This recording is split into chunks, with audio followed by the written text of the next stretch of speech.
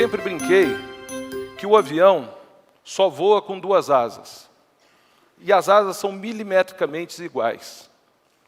E na minha sociedade na empresa, com o meu sócio Carlos, que não está aqui hoje, e com a minha sociedade com a minha esposa, que está aqui me assistindo, eu não sei se eu sou asa direita ou sou asa esquerda.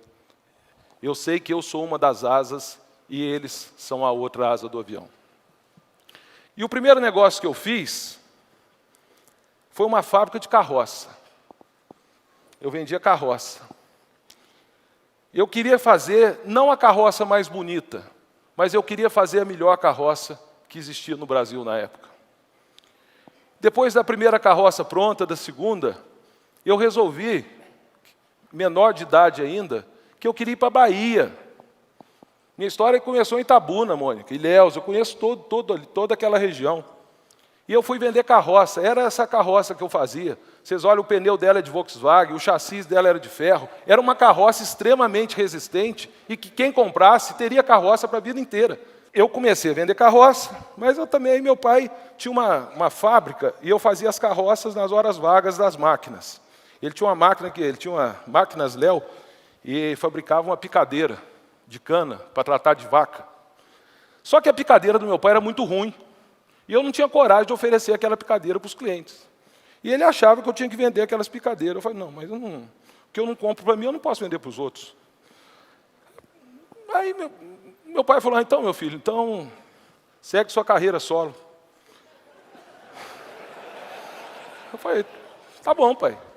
E aí eu fui atrás das melhores máquinas. E eu fui ser representante dessas máquinas. E aconteceu que em 1986, gente, o Brasil viveu uma euforia, só que foi voo de pato, aquele voo de um ano só. Né? E eu achei naquele momento que eu estava rico. Carro novo, pulseira de ouro. E aí, em 87, veio uma crise, pior que essa que nós estamos passando aí agora. Os juros explodiram de preço, tudo que eu tinha passou a valer 25%, não valia nada. Eu não conseguia vender nada, ninguém comprava mais uma máquina, ninguém comprava nada. E eu fui à lona. E eu quebrei. E confesso, hoje, com 50 anos, que foi a melhor coisa que aconteceu na minha vida. 87, quando eu estava nocauteado, eu conheci a minha esposa. Lógico, naquele momento, eu queria namorar ela. Eu falei para ela, eu não ia falar, eu estou quebrado. Eu omiti, eu não menti. Quando foi em outubro de 87, sabe aquela loja que tinha duas portas, uma já estava fechada? Fim de festa, fim de feira. O telefone, quando tocava, era alguém querendo cobrar, que eu estava devendo. E eu falava, danou-se, né? Agora não tem mais jeito. Me entra uma pessoa chamada Juarez. Minha região nossa sempre teve muita granja. Era 25 granjas. E o Juarez tinha tido um infarte. O Juarez tinha uma granja de 30 mil galinhas. E ele virou para mim e falou, me compra a granja. Eu falei, que jeito, Juarez? Eu estou quebrado, você está louco? Ele falou, não, eu alugo a granja para você, porque eu não tenho mais saúde para trabalhar, e você me compra as galinhas. Eu falei, opa, parece que agora... E aí eu tinha um caminhão financiado no consórcio Rodobens, tinha um carnê dessa grossura, assim, que eu não contava quantas prestações faltavam para não desanimar. Eu só via o... E eu falei, eu tenho um caminhão, eu tenho um Uno aqui, financiado no Banco Fiat, eu te dou isso aí, vamos embora. Ele falou, vamos. E a conta que eu fiz, não teve business plan, né? Estratégia de negócio.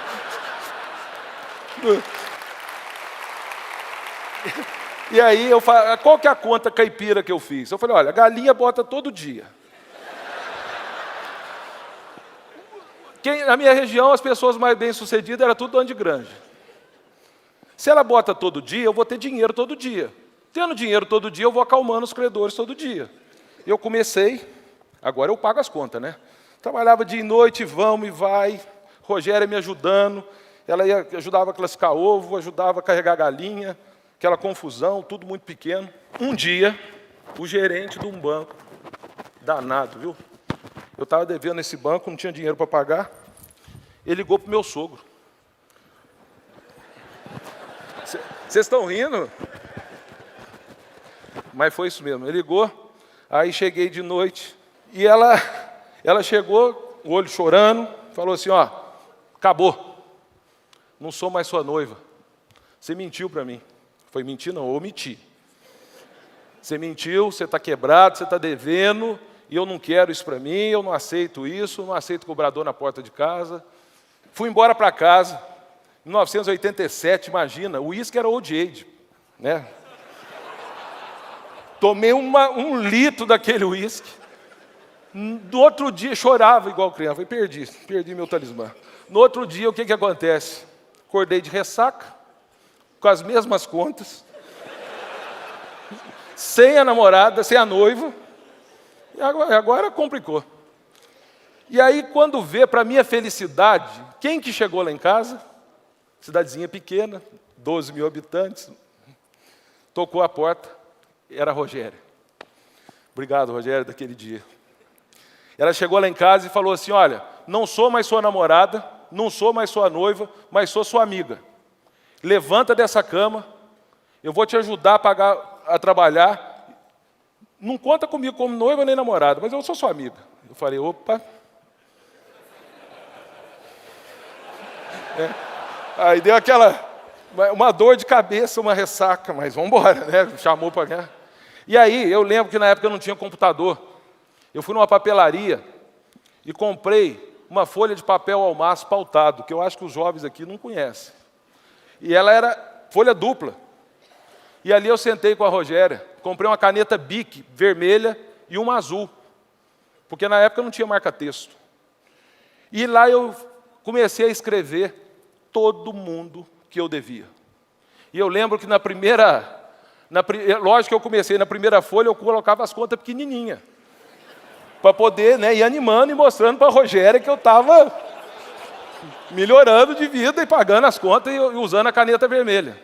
Eu lembro que a primeira lista da folha era uma coalhada no bar do Galvão, que era na Rua 7. E aí eu fiz uma agenda de credores e eu ia com eles, ia pedindo ajuda, contando minha história. E assim eu fiz. Eu não tinha estoque de milho. Várias vezes eu dormia sem saber o que as 30 mil galinhas ia comer no outro dia. Deus foi tão bom para mim que as galinhas nunca deixaram de comer. Era para comer às 7, comia às 8h30, às 9, mas comia. E era uma coisa interessante. Eu tive 2 momentos muito difíceis da minha vida. Nós tínhamos uns granjeiros que nos protegiam, que eram os granjeiros menores, e uma vez eu fui pegar um milho emprestado deles, que a gente emprestava um para o outro, sabe aquela coisa de pobre? Um vai emprestando, vai comendo, e um me emprestou o milho, sem ele saber, lógico, o milho estava contaminado. E as galinhas pararam de botar, fizeram greve. Elas ficaram 3 dias sem botar. Foi assim, no primeiro dia botou menos, no segundo menos ainda, no terceiro zerou. Nesse dia meu sogro chamou e falou, rapaz, para de ser teimoso. Vai vender essas galinhas por Horácio, que era o comprador de galinha, acaba com isso, agora o povo vai ter dó de você. E aí eu fui num granjeiro, que era o maior granjeiro da época, da cidade, e calcei minha cara, que eu era inimigo comercial dele. Falei assim, Pedrito, me arruma 6 mil quilos de ração pronta, que eu estou com um problema lá na granja, eu preciso ver se é um problema dentro da fábrica e tal. Foi veterinário do Brasil inteiro, não descobria. Pedrito me emprestou, as galinhas voltaram a botar, no segundo dia botou mais, no terceiro botou, e Deus foi tão bom, acho que Ele estava testando a minha fé, elas foram botando até mais do que elas precisavam ter botado. Então, ao longo de um mês, elas neutralizaram aquela perca dos 3 dias sem botar. Eu não podia perder um ovo, perdi 3 dias de produção. Venceu o salário dos funcionários, eu não tinha dinheiro para pagar. Em 31 anos, foi a primeira vez, e única, que eu me orgulho disso, que eu não tive dinheiro para pagar os funcionários. Na época devia ser uns 20. Reuni eles à tarde, falei, olha só, vocês estão vendo o que está acontecendo? Eu não tenho dinheiro para pagar, mas quem precisar de alimento pode ir no supermercado Arco-Íris, quem precisar de farmácia pode ir na farmácia Nossa Senhora de Fátima, daqui uns 5, 6 dias eu consigo pagar vocês. A verdade gera confiança. E aí, veio 89, ano ímpar.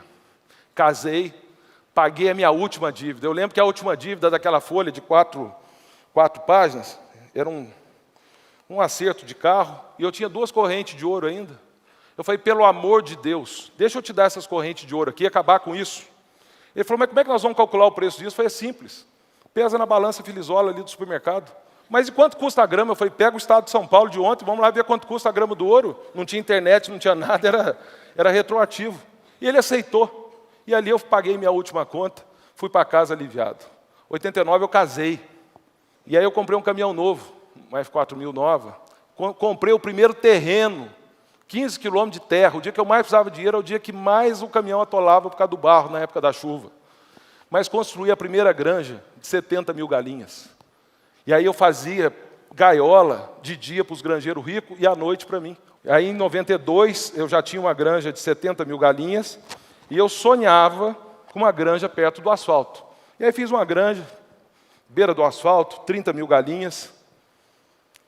E um dia eu chego, porque na parte da manhã eu ficava ajeitando as contas no banco, né? Na parte da tarde eu almoçava e ia para a granja. Quando eu cheguei eu morava num sobrado. Quem que eu encontro na escada? Rogéria. Ligaram lá da granja agora que o galpão caiu. Nossa Senhora, gente. Eu falei, agora acabou meu sonho. Imagina, beira do asfalto, metido, foi fazer um negócio novo que ninguém faz. E ainda caiu. Quando eu cheguei, eu vi que o galpão estava de pé, tinha caído o miolo. E aí nós consertamos de noite, de dia, de noite. Uma semana estava funcionando e ninguém riu de nós. E ali eu aumentei a produção em 50%, já tinha devolvido a granja do Juarez e precisava de novos clientes. E aí eu conheci o senhor Aguinaldo, da rede de supermercado Paz Mendonça, do Rio de Janeiro. E vendi um caminhão de ovo para ele muito fácil. E eu e a Rogéria éramos os promotores. A gente começava em Nova Iguaçu, terminava em Alcântara, porque era onde tinha as lojas. Nós éramos as primeiras pessoas que iam arrumar os ovos nossos. Mas aquilo, aí eu tirei uma carreta num consórcio, comecei a vender para ele hortifruti granjeiro, batata, e o negócio foi crescendo. Só que naquele momento eu estava vendo que todos os ovos estavam numa cesta só. E aquilo não era duradouro. E aí eu falei, deixa eu voltar para onde eu comecei, que é a produção de ovos. E aí foi um grande day one na minha vida, que foi quando eu fui para a Europa e vi que aquela granja de 70 mil galinhas, que vocês viram o que eu fiz, lá já não existia, fazia 40. Então você vê que era um modelo bem ultrapassado. O galpão suspenso, que para o Brasil era o que tinha de mais moderno, eles estavam desmanchando lá e fazendo as primeiras granjas automatizadas. E aí eu virei para o dono da fábrica, que era na Espanha, em Pamplona, virei para ele e falei assim, eu não tenho dinheiro para comprar 2, eu só tenho dinheiro para pagar 1, mas o senhor tem que me mandar 2. Imagina. Aí ele falou, carta de crédito? Eu falei, não, é confiança, é cheque especial, é um galpão. O dia que eu pagar, e tem uma coisa, o dia que eu pagar o segundo, você manda o terceiro. O dia que eu pagar o terceiro, você manda o quarto. E aí nós começamos a primeira granja automatizada do país. O Rio de Janeiro, ceasas portugueses dominando, supermercadistas portugueses, e eu não conseguia furar muito essa barreira. Até que um dia tinha uma rede de supermercado no Rio de Janeiro, dos irmãos Cunha, que era Dallas, Rainha e Continente, e eu queria muito, o sonho de qualquer pessoa era vender para essa rede, que era, além de serem pessoas corretas e honestas, eram grandes compradores. E eu, através, querendo chegar em algum deles, e eu consegui chegar no Carlos Cunha, que era dono do Dallas, e aí convidei ele para ir na granja. E ele foi na granja comigo, como cliente. O Carlos sempre foi muito curioso e gostava de conhecer os fornecedores dele. Foi na granja como cliente. Passou uma semana, ele ligou para mim. Falou assim, olha só, Leandro Carlos Cunha. Eu falei, opa, olha, a partir da semana que vem, você vai fornecer todas as minhas lojas do Dallas. Eu virei para ele e falei, eu não sei quem é mais irresponsável, você de me dar ou eu de aceitar. Em 99, chegou o Carrefour, comprou a rede de supermercado dele, e eu virei para ele, como ele disse, falei, ó, você está novo, rico e desempregado. Ele falou que na hora não entendeu, mas depois ele riu. E eu falei assim, vamos vender ovo. Ele falou, eu vender ovo? Eu falei, ué, vamos junto. Junta a sua inteligência de conhecer o supermercado, conhecer cliente, junta a força de trabalho e a minha experiência, vamos fazer uma história junto. E aí nós começamos a maior granja do Brasil, a maior da América do Sul, a terceira da América Latina e a 12ª do mundo. Aí quando nós tínhamos 5 milhões de galinhas, eu fui ver uma máquina, Zé Mauro e Raul estavam comigo. lá em Primavera do Leste, Mato Grosso. Cheguei lá um frio, julho, falei, ô rapaz, aqui é o lugar para fazer uma granja. E eu sempre queria ter uma granja no meio do milho, da soja. Cheguei, o Carlos estava viajando, quando ele chegou, eu falei, Carlos, eu sei que 5 milhões de galinhas já é muita galinha, né? É muito serviço, mas vamos fazer uma granja no Mato Grosso? Ele virou para mim e falou, você sabe dos meus planos. Eu não quero continuar morando no Brasil, mas eu sou seu parceiro. Se esse for seu sonho, eu vou sonhar esse sonho junto com você. E ele foi, gostou do lugar, e lá nós construímos o maior galinheiro do mundo. Essa é a nossa história. Primeira coisa, que eu acho que é o primeiro grande aprendizado que eu tive na minha vida, eu era novinho, devia ter uns 13 anos, eu vim aqui em São Paulo, pegar um tecido para minha mãe, numa fábrica aqui perto da Dutra. Quando eu escuto um barulho, era um helicóptero chegando. E aí eu virei para o porteiro dessa fábrica, que eu lembro que ele era um nordestino. Falei, moço, quem que é esse helicóptero? Ele virou e falou assim, é do dono. Eu virei para ele e falei assim, nossa, eu queria ser filho desse dono. Ele virou para mim e falou assim, menino, queira ser filho de ninguém não, queira ser você. Gratidão, para mim, é uma palavra-chave. Quero agradecer o meu sócio, que por motivo de saúde, ele não pôde estar aqui comigo. Ele está em Portugal se restabelecendo. Eu lembro que em setembro, quando eu deixei ele na UTI do hospital em Milão, eu bati no peito dele e falei, rapaz, não me abandona. Nós temos 2.200 mantiquerenses. Nós temos uma história, nós temos um compromisso com o nosso Brasil. Levanta dessa cama e não larga de mim. E ele está se recuperando bem, e se Deus quiser, em agosto, ele faz a volta para o Brasil, para a gente poder estar junto de novo. A gente é uma família. A gente plantou, eu sempre plantei muito trabalho, porque para mim o único lugar que o sucesso vem antes do trabalho é no dicionário.